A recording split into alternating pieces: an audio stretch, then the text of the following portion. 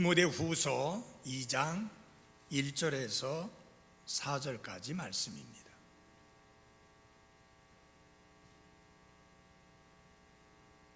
그러므로 내 아들아, 너는 그리스도 예수님 안에 있는 은혜 안에서 강건한 자가 되고, 또 내가 많은 증인들 가운데서 내게 들은 것을, 바로 그것들을 신실한 사람들에게 맡기라.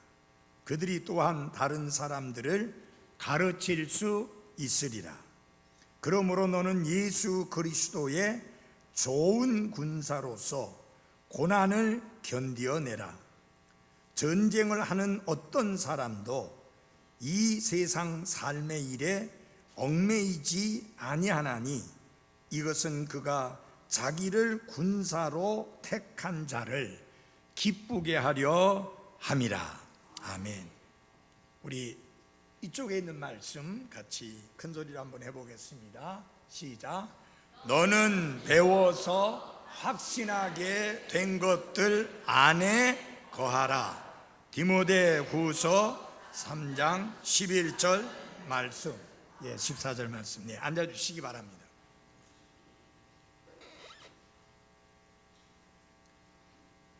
사도 바울은 서신서에서 그리스도인을 군사라고 하는, 군인이라고 하는 이런 모습을 통해서 자주 설명하고 있는 것을 보게 됩니다.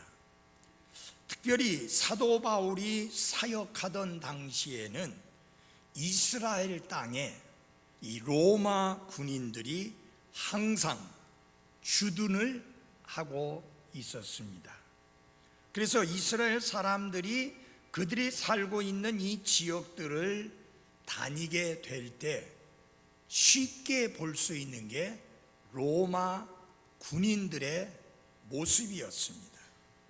그래서 사도 바울이 그리스도인을 군사 혹은 군인에 비유해서 말씀을 가르칠 때 그것이 무엇을 의미하는지를 쉽게 이해할 수가 있었습니다.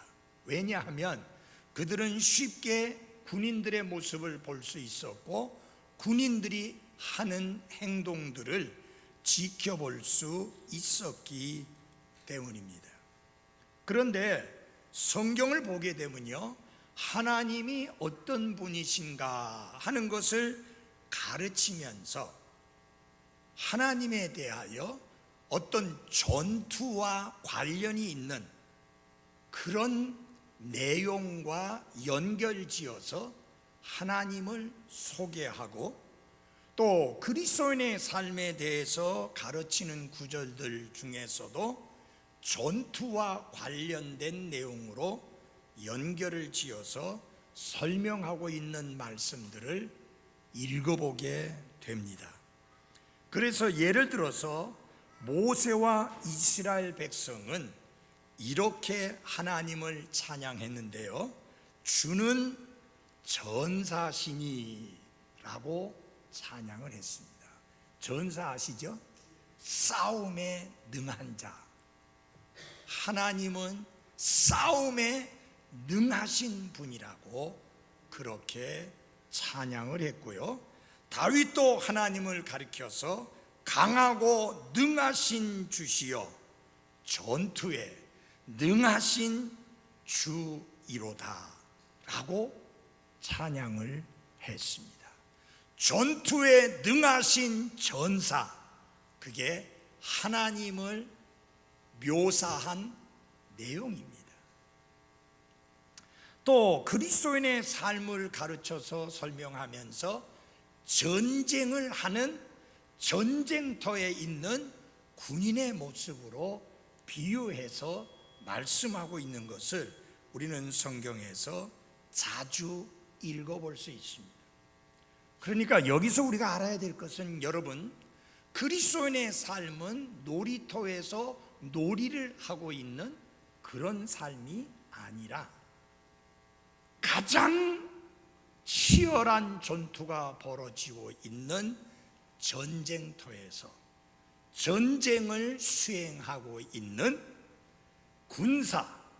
군인의 삶이 그리스도인의 삶이다 라고 하는 것입니다. 지금 대부분의 나라들은 휴전 상태거나 전혀 전쟁이 없는 상태입니다. 물론 저 중동아시아의 IS 저 사람들 때문에 계속해서 전쟁이 끊어지지 않고 있지만 이북과 우리나라와의 관계도 현재는 전쟁 중이 아니라, 여러분, 전쟁이 끝난 게 아닙니다. 휴전 중입니다. 그래서 본래 있었던 38선은 사라지고 지금 무엇이 대신하고 있어요? 휴전선이 대신하고 있습니다. 그래서 지금은 언제 어느 때라도 전쟁이 일어날 수 있는 아주 긴장 관계에 있는 관계가 이북과 남한의 관계입니다. 전쟁이 완전히 종식된 게 아니라 휴전 상태입니다. 자, 그런데 그리스도인의 삶은 우리가 그리스도인이 되는 그 순간부터 우리는 영적인 전쟁터에 전쟁을 치르고 있는 군인으로 바뀌어지게 됩니다. 그런데 이 전쟁의 특징이 있습니다. 24시간 365일 우리의 마지막 숨이 거둬지는 그날까지 이 전쟁은 그치지 않고 계속된다고 하는 사실입니다. 지금 우리가 영과 진리로 경배드리는 이 시간, 이 장소에서도 영적인 전투가 치열하게 벌어지고 있는데 술집에서보다는 훨씬 더 치열한 전쟁이 벌어지고 있습니다. 여러분, 술집에서는 마귀의 졸개들만 보내가지고 공격할 필요도 없어요. 지들끼리 알아서 싸우고 타락하고 부패하고 더러워지니까 신경 쓸 필요 없어요. 그러나 영적인 그리스도인들이 모인 이 영과 진리로 경배드리는 이 장소에는 사탄이 졸개들을 보내는 것이 아니라 특수부대 군인들을 보내서 우리들을 공격하게 하는 것입니다. 그래서 영과 진리로 하나님이 받으시기에 합당한 경배를 드리게 하는 게 아니라 졸며 자게 만들어서 참석만 하되 아무 의미가 없게 만들고자 하는 것이 사탄이 하는 역사입니다. 사탄은요, 여러분이 열심히 모이는 거 신경 안 씁니다. 모이라는 거예요. 열심히 교회 가라는 거예요. 힘써 모이라는 거예요. 나 그거 신경 안 쓴다. 대신에 가서 졸아라. 가서 자라. 그리고 가서 딴 생각해라. 가서 마음을 다른 곳에다 두어라. 그게 사탄이 노리는 겁니다. 그러니까 여러분, 그 어느 장소보다도 가장 치열한 영적 전쟁이 일어나는 것이 바로 우리가 하나님께 영과 진리로 경배드리는 시간인 사실을 잊지 마십시오. 사탄이 노리는 게 뭐예요? 하나님의 말씀을 못 듣게 하는 거예요. 그래서 하나님의 뜻에 대하여 무지한 자가 되게 만드는 거예요. 하나님의 말씀을 듣고 그 말씀에 화답하고 그 말씀을 자신의 마음판에 새기고 그 말씀대로 사는 거, 그걸 원치 않는 거예요. 그걸 회방하기 위해서 사탄은 지금 엄청난 전쟁을 치르고 있으니까 여러분 어떻게 해야 됩니까? 깨어야 합니다. 정신을 차려야 합니다. 말씀에 경청해야 하는 것입니다. 그리스도인의 전쟁은 영적인 전쟁이기 때문에 우리는 어떤 무기를 써야 되느냐? 영적인 무기를 써야 합니다. 무장을 할 때 어떤 무장을 해야 되느냐? 영적인 무장을 해야 합니다. 눈에 보이지 않지만 우리는 투구를 써야 합니다. 구원의 확신이라는 투구를 써야 합니다. 의의 흉패라고 하는 그 가슴바지를 입어야 하는 것입니다. 진리의 허리띠를 띠고 있어야 하는 것입니다. 그리고 신발은 편안한 복음에 예비한 신발을 신어야 하는 것입니다. 그리고 손에는 믿음의 방패를 들고 있어야 합니다. 그리고 가장 중요한 것, 우리의 손에 칼이 들려야 하는데 성령의 검, 곧 하나님의 말씀이 들려 있어야 하는 것입니다. 하나님께서 우리에게 주신 갑옷, 이 무기의 특징이 보면은 전부 다 방어용입니다. 투구이든지 의의 흉패든지, 그리고 진리의 허리띠든지, 복음에 예비한 신발이든지 방패이든지, 이건 전부 다 방어용입니다. 유일하게 우리에게 공격용으로 주신 게 하나 있습니다. 그건 성령의 검, 곧 하나님의 말씀입니다. 그래서 이 성령의 검, 하나님의 말씀으로 사탄의 불화살을 날려버려야 하는 것입니다. 정신 차리십시오. 이 시간도 사탄이 불화살을 날리고 있기 때문에 믿음의 방패로는 그것을 막고 그 다음에 날아오는 불화살을 말씀의 칼로 다 무찔러 버려야 하는 것입니다. 이런 영적인 무기로 자기 자신을 잘 무장해야 하는 것입니다. 그래서 이 사도행전에 보면은 오순절날 사도 베드로가 설교를 합니다. 거기에 분명히 3,000명 이상의 사람이 모였던 것이 확실합니다. 왜냐하면 구원받고 침례에 순종해서 교회에 더해진 자만 3,000명인 것을 보면 100% 다 구원받은 것은 아닐 거 아니에요. 그러니까 거기에 3,000명 이상의 사람들이 모여 있었는데, 여러분, 그들이 어떤 사람들이었느냐? 전부 다 십자가의 원수로 걷던 사람들입니다. 예수 그리스도를 십자가에 못 박는 일에 옳소하고 찬성을 했던 예수 그리스도를 대적하는 원수들입니다. 베드로는 사도들과 함께 서 있습니다. 그 숫자는 미미하고 적습니다. 그러나 사도 베드로는 담대하게 외칩니다. 그의 옆구리에 차고 있던 칼을 빼서 그들을 찌릅니다.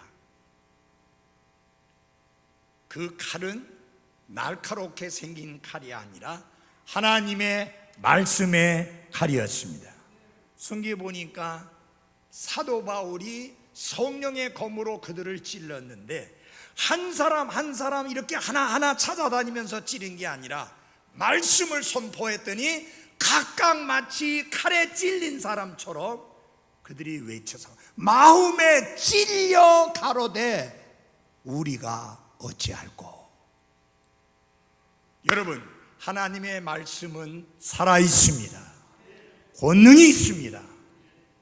영과 혼과 관절을 찔른다 라고 말씀했습니다. 그들의 마음을 찔렀습니다. 근데 사도 베드로는 부들부들한 말씀 전하지 않았습니다. 너희가 십자가에 못 박은 예수님을 하나님께서 다시 살리셔서 그리스도와 주님이 되게 하셨다. 이거 쉽지 않아요. 예수 그리스도를 십자가에 못 박아 죽인 사람들 앞에서 너희들이 예수님을 십자가에 못 박아 죽였는데 그분이 그리스도요, 그분이 왕이요, 그분이 주님이시다 라고 설교했습니다.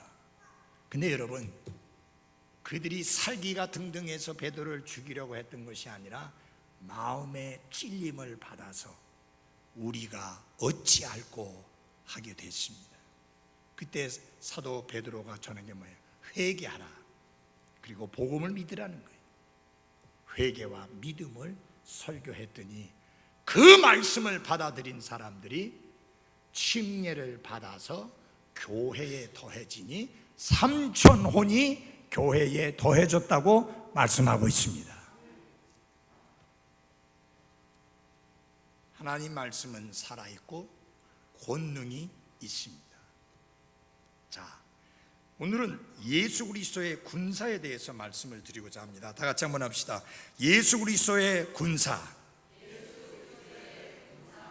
첫째, 예수 그리스도의 군사의 특징은 모두 다 선택된 사람들이다 라고 하는 것입니다. 다시 말하면 예수 그리스도의 군사가 되도록 모집을 하고 징집을 하는데, 예, 내가 여기 있습니다 라고 그 징집에, 그 모집에 응한 사람들이 바로 예수 그리스도의 군사이다 하는 것입니다. 우리 디모데후서 2장 4절을 함께 봐주시기 바랍니다. 전쟁을 하는 어떤 사람도 이 세상 삶의 일에 얽매지 아니하나니 이것은 그가 자기를 군사로 택한 자를 기쁘게 하려 함이라. 군사로 택했다. 언제 하나님께서 우리를 군사로 택했느냐? 여러분과 제가 죄인임을 회개하고 예수님을 구원자와 주님으로 받아들여서 하나님의 가정에 다시 태어나서 거듭나는 그 순간 우리를 하나님의 자녀로 삼아주실 뿐만 아니라 우리를 예수 그리스도의 군사로서 택해 주시게 된 것입니다. 그래서 이제 구원받은 모든 그리스도인은 하나님의 군대의 군사라고 하는 사실입니다. 그런데 이 군사에는 청지기에도 두 종류의 청지기가 있죠. 선한 청지기가 있고 악한 청지기가 있는 것처럼 좋은 이 그리스도의 군사가 있고 좋지 아니한 나쁜 군사가 있습니다. 여러분, 좋은 게 있다면 반대로 나쁜 게 있잖아요. 여기 우리 성경 말씀을 함께 봐주시기 바랍니다. 디모데후서 2장 3절을 같이 읽어보겠습니다. 시작. 그러므로 너는 예수 그리스도의 좋은 군사로서 고난을 견디어내라. 여기서 보면 좋은 군사의 특징이 뭐냐? 좋은 예수 그리스도의 군사의 특징이 뭐냐? 고난을 견디어내는 것이다. 힘들다고, 고난이 따른다고, 어렵다고 도망치는 사람은 절대로 예수 그리스도의 좋은 군사가 될 수 없습니다. 이 땅의 군인들도 마찬가지입니다. 이 특수부대 사람들 보면 그들이 훈련받는 것은 정말 끔찍합니다. 저는 방위 출신이에요. 훈련 받는 게 허접하죠. 그런데 하도 방위하면서 그야말로 머리에 피도 안 마른 녀석들한테 얼마나 무시를 많이 당했던지 제 마음속에 그런 결심을 했습니다. 내가 아들들은 전부 다 장교 되게 만들겠다. 근데 한 녀석은 군에도 못 갔고, 하나는 가긴 갔는데 장교가 아니라 사병으로 갔어요. 그런데 제 마음을 조금 헤아렸는지 장교 사회를 줬어요. 근데 이게 문제가, 이놈의 장교가 왜 감기를 하느냐고. 제가 방위를 하면서 보니까 방위도 감기를 안 하는데 왜 장교가 방위나 이 감기를 하느냐. 그래갖고 제가 우리 사위를 많이 놀렸습니다. 아니, 장교도 감기를 해? 네, 그렇게 좀 놀렸던 기억이 있습니다. 그 UDT라든지 미국의 SEAL이라고 하는 해군 특수부대 사람들 훈련을 보면 그 훈련을 지옥 훈련이라고 그러는데, 그 훈련을 받는 동안에 많은 사람들이 탈락합니다. 못 견뎌내서. 성경은 그렇게 말합니다. 좋은 군사의 특징이 뭐냐? 시련이 와도 고난이 와도 아픔이 있어도 고통이 있어도 힘들어도 어려워도 아무리 큰 값을 지불하더라도 견뎌내는 게 좋은 군사의 특징인 것입니다. 저는 여기 저와 함께 수십 년 동안 이 교회 안에 머물면서 믿음 생활을 하며 예수 그리스도의 군사로서 믿음을 지켜온 한 분 한 분들은 정말 예수 그리스도의 좋은 군사라고 말씀을 드려도 부족함이 없다라고 생각합니다. 왜냐하면 고난을 견디어내신 분이기 때문에 그렇습니다. 여러분, 견디어내지 않았으면 수십 년 동안 교회 안에 머물면서 주님을 섬길 수 있겠습니까? 그래서 여기 보니까 대부분이 예수 그리스도의 좋은 군사인 것을 하나님께 감사드립니다. 이스라엘 백성들이 여러분이 알다시피 이집트에서 포로 생활을 하다가 자유함을 얻고 나와서 이집트로부터 해방되어서 이제 하나님이 약속해 주신 가나안 땅을 향해 가는데, 그들이 제일 먼저 직면한 게 뭐냐? 파라오 군대, 파라오 왕과 파라오 왕의 군대입니다. 제일 먼저 경험한 게 뭐예요? 전쟁이에요.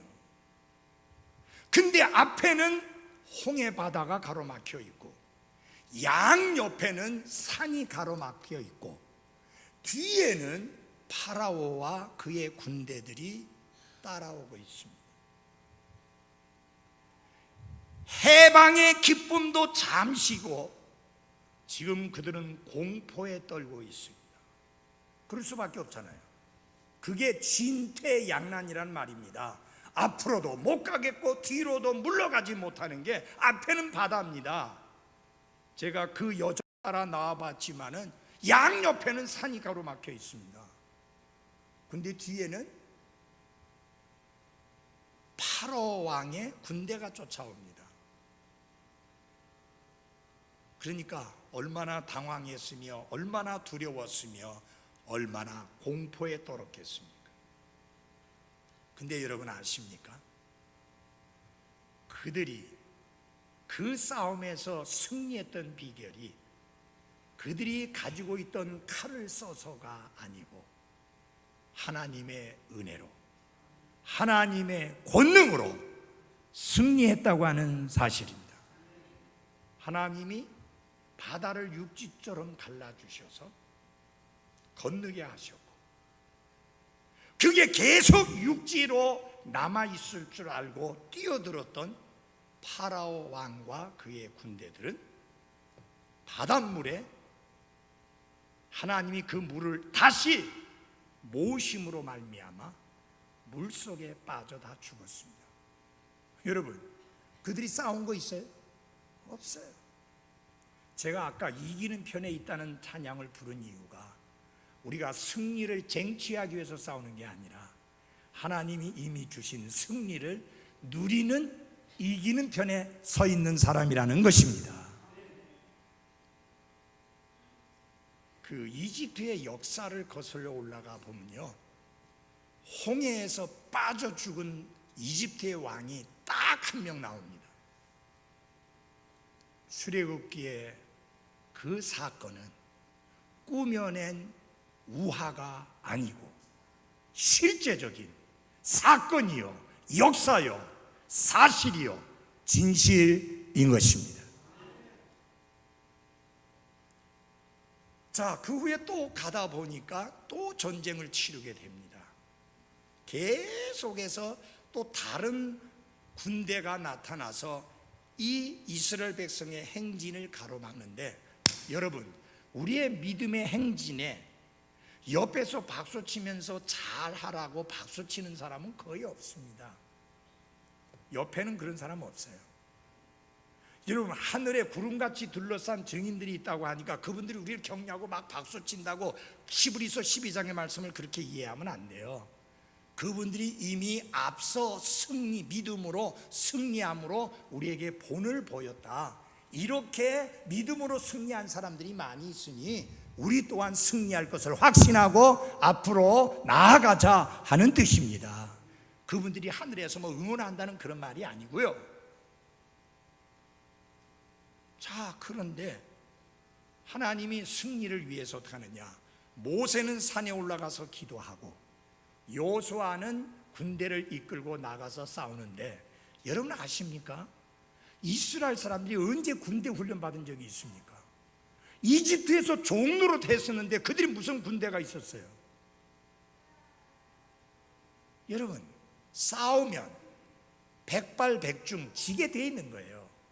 백전백승이 아니라 백전백패예요. 근데 여러분 아십니까?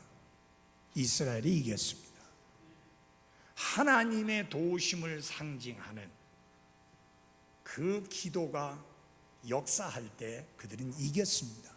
그러니까 여러분, 그들이 군대 힘으로 이긴 게 아니라 하나님의 은혜로, 그분의 권능으로 이긴 것입니다.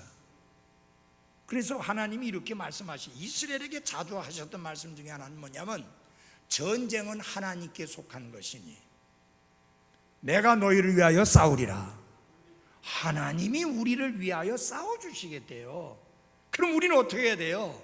깝죽거리지 말고 하나님께 맡기고 우리는 그분의 은혜를 기다리면 되는 것입니다. 이게 영적 전투에서 승리하는 비결이에요.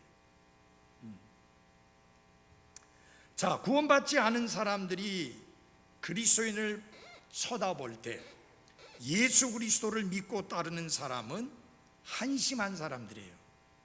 왜냐하면 그들의 눈에 볼 때 예수 그리스도는 패배자예요. 전혀 따를 가치가 없는 분이에요. 왜냐하면 그분의 나라를 세울 줄 알았던데 어이쿠, 로마 군인에 의해서 잡혀갖고 죽었잖아요. 부활하고 승천하셨다고 하는데, 그러면 그분을 따르는 자들 다 이 세상에 놔두고 혼자 가버리신 분이니까 믿지 않는 사람들이 볼 때는 예수님은 패배자요, 비겁하게 도망가신 분이에요. 우리의 대장인데 그를 따르는 자들을 놔두고 도망가신 분이에요. 믿지 않는 사람들의 눈에 볼 때는. 그러나 그렇지 않지요. 그분이 도망가신 분이 아니고 그분이 하늘나라 가시고 대신 우리에게 성령 하나님을 보내주셨습니다. 예수님은 24시간 여러분과 항상 함께 계실 수 없습니다. 여러분하고만 있을 수가 없어요. 여러분하고 있다고 하면 다른 분하고 같이 있을 수 없고, 다른 분하고 같이 있으면 여러분과 같이 있을 수 없는데, 성령 하나님은 24시간 365일 구원받은 모든 사람 안에 거하시면서 항상 함께 계시는 분이십니다. 그분을 보내주신 거예요. 그래서 세상의 끝날까지 너희와 항상 함께 있으리라고, 어떻게? 성령님을 통해서. 이 다윗이 사울 왕을 위해 피해서 도망다니다 보니까 이스라엘 땅에서 벗어나서 다른 데로 도망을 갑니다.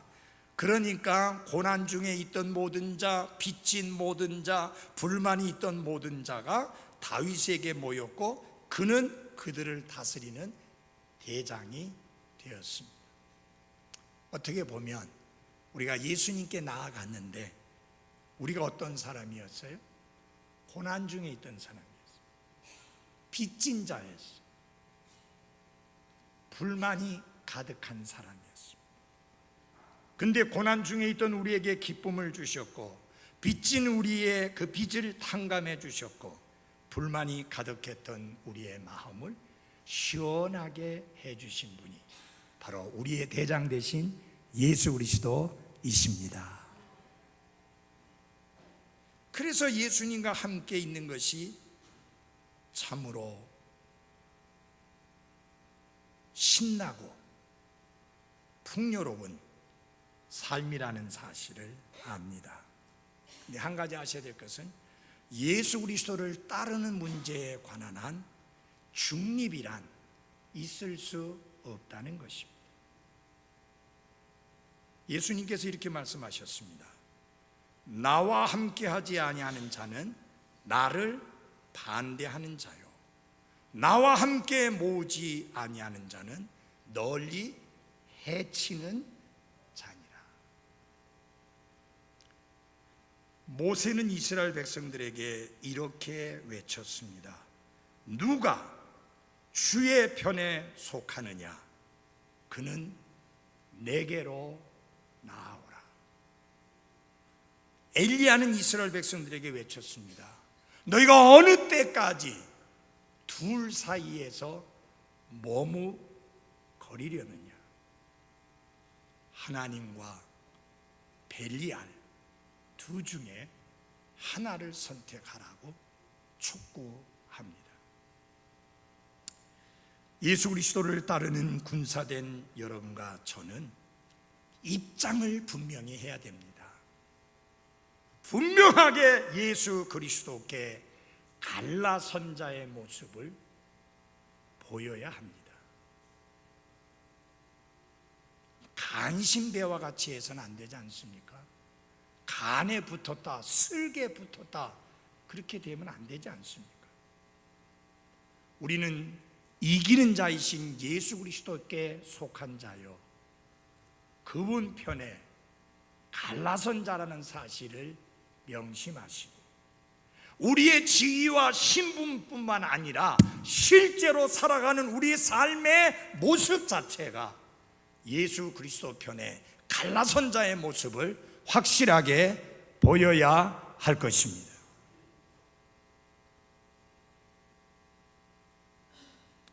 하나만 더 말씀드리겠습니다.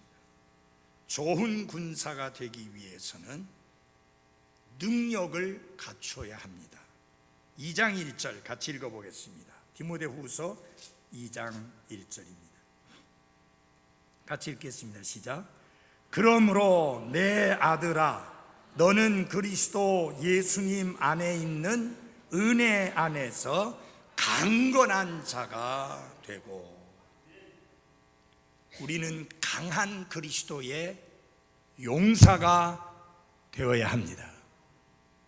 오합지졸 같은 그리스도인이 되어서는 안 되고요, 특별히 우리 근본주의 독립침례교회 성도들은 일당백이라고 말할 수 있을 만큼 그리스도 예수님의 강한 용사들이 되셔야 합니다. 근데 여기 사도 바울이 디모데에게 권면하면서 너는 그리스도 예수님 안에 있는 은혜 안에서 강건한 자가 되라. 이 말 속에는 무슨 의미가 들어있느냐? 우리는 스스로 힘을 전혀 갖고 있지 않다는 것을 의미합니다. 다시 말하면 우리에게는 우리 자신의 힘이나 우리 자신의 경험이나 우리의 전문 기술을 의지해서 될 일이 아니고 전적으로 그리스도 예수님 안에 있는 은혜만 의지해야 한다는 뜻입니다. 우리가 강해질 수 있는 비결이 뭐냐? 하나님이 값없이 거저 베푸시는 그분의 호의와 친절에 의해서만 우리가 강건해질 수 있다는 사실을 잊지 마십시오. 그래서 항상 우리는 뭘 의지해야 되느냐? 그리스도 예수님 안에 있는 뭘 의지해야 돼요? 은혜를 의지해야 됩니다. 이번에 우리 부목사님이 필리핀에 가서 말씀 사역을 하고 오셨잖아요. 그분들이 계속 입에 붙어있는 말씀이 두 가지가 있어요. 하나님의 은혜로, 끊임없이 그 말을 합니다. 요만한 거라도 하나 이루었다면 by the grace of God, 하나님의 은혜로, 내가 내 힘으로 내 지혜로 내 능력으로 된 게 아니라는 겁니다. 모든 것이 전적으로 하나님의 은혜로 되었다는 것입니다. 그게 우리가 강건해질 수 있는 비결이에요. 우리가 강건해지기 위해서는 그리스도의 은혜를 의지해야 합니다. 그 다음에 뭐냐? 그러니 모든 영광을 누구에게? 하나님께. 모든 영광을 하나님께. 여러분, 대전 승리 침례 교회를 우리가 시작할 수 있었고, 건물을 빌리고 저렇게 개척 감사 예배를 드릴 수 있었던 거 우리가 한 거 아니에요. 하나님의 은혜입니다. 하나님의 은혜가 두 미국 교회 목사님들과 선교사님들의 마음을 움직이셨고, 우리의 마음을 움직여서 하나님이 하시는 일에 우리가 약간 쓰임을 받는 도구가 되었을 뿐입니다. 어저께도 거기서 설교했지만 여러분, 피아노가 스스로 자랑할 수 있어요? 올겐이 스스로 뽐낼 수 있어요? 저거는 악기요 도구일 뿐입니다. 중요한 건 누구냐? 연주자예요. 하나님이 우리의 삶에서 연주하게 하시기를 바랍니다. 그러면 잡음이 나오지 아니하고 아름다운 멜로디, 화음이 울려 퍼지게 되는 것입니다. 그게 그리스도 예수님의 은혜 안에서 강하라라는 뜻입니다. 이 모세가 자기 힘으로 뭐 할 수 있다고 생각했잖아요. 이집트의 학문을 배웠지 않습니까? 무술을 배우지 않았습니까? 왕자라서 자라나지 않았습니까? 그러니까 모든 그 이스라엘 백성들 가운데 노예 생활하는 사람들이 자기를 이렇게 떠받쳐 보면서 대단하게 여겨줄 줄로 생각했습니다. 한 번은 밖에 나갔더니 이집트 사람이 이스라엘 사람을 괴롭히고 때리고 있는 것을 보면서 성경에 보니까 뭐 말을 붙여서 대화해갖고 풀려고 한 게 아니라 그냥 때려갖고 죽여버렸어요. 무술을 배워놓으니까 별로 안 때려도 죽었겠죠. 급소를 쳐가지고 죽었겠죠. 그 다음날에 가보니까 이게 이스라엘 사람끼리 싸우고 있습니다. 그러니까 또 이야기합니다. 아니 당신들끼리 왜 싸우느냐. 그러니까 언제 너를 우리의 재판관으로 세웠느냐. 어저께는 이집트 사람 죽이더니 오늘은 우리 죽이려고 하느냐. 그러니까 모세가 정신이 번쩍 들었습니다. 아, 이게 아니구나. 아무래도 내가 여기 있다가는 죽겠구나. 그래서 도망을 치죠. 미디안 광야로 도망칩니다. 하나님이 그 모든 과정 속에 막으실 수 있었잖아요. 왜 안 막으셨을까요? 그를 훈련시킬 필요가 있습니다. 왜냐하면 그의 능력으로 하나님의 일을 할 수 없습니다. 하나님이 모세의 지혜, 모세의 능력, 모세의 무술, 모세의 지식을 가지고서는 이스라엘의 구원자로 쓰실 수가 없습니다. 하나님의 은혜가 아니면 안 됩니다. 그래서 그를 광야로 도망치면 안 되게 한 거죠. 40년 동안 모세가 한 게 뭔지 아세요? 이집트에서 받았던 모든 영향을 다 거기다가 쏟아 붓는 거예요. 다 광야에다 버리는 거예요. 그래서 어떻게 할 때까지 I am nothing. 그전에는 자기가 어떻게 생각했는지요? I am something. 난 대단한 사람이다. 그렇게 생각했었는데 그때는 하나님이 안 쓰셨어요. 그런데 그가 마침내 나는 아무것도 아닙니다 하니까 하나님이 자꾸 쓰시려고 부르시는데 나는 아닙니다 하며 도망치는데 하나님이 내가 너와 함께하마, 내가 너에게 아론까지 붙여주마 그러면서 쓰십니다. 그러니까 모세는 뭘 배운 거예요? 하나님의 은혜를 배운 거예요. 야, 이게 내 힘으로 되는 게 아니구나. 하나님의 은혜로 되는 것이구나. 그래서 사랑하는 그리스도인 여러분, 그리스도의 좋은 군사가 되려면 그리스도 예수님의 은혜 안에서 강건해져야 합니다. 우쭐대면 안 됩니다. 뽐내면 안 됩니다. 자랑하면 안 됩니다. 하나님의 은혜 안에서 겸손해져야 합니다. 너무 감사한 것은요, 모든 은혜의 하나님이라고 성경은 말씀합니다. 여러분에게 필요한 은혜가 뭡니까? 무슨 은혜가 필요합니까? 그 모든 은혜가 하나님 안에 있습니다. 구하면 주십니다. 하나님의 왕자는 공의의 왕자가 아니라 은혜의 왕자이고 때를 따라 도우시는 은혜를 얻기 위해서 하나님께 나아가면 그분은 기꺼이 주시는 하나님이시니 감사할 뿐입니다. 이제 결론적으로 여러분들에게 말씀드리면서 나의 나 된 것은 하나님의 은혜로 된 것이라고 고백했던 바울처럼 하나님 앞에 겸손한 자세를 유지하며 살아가는 나와 여러분이 되기를 바랍니다. 기도하겠습니다.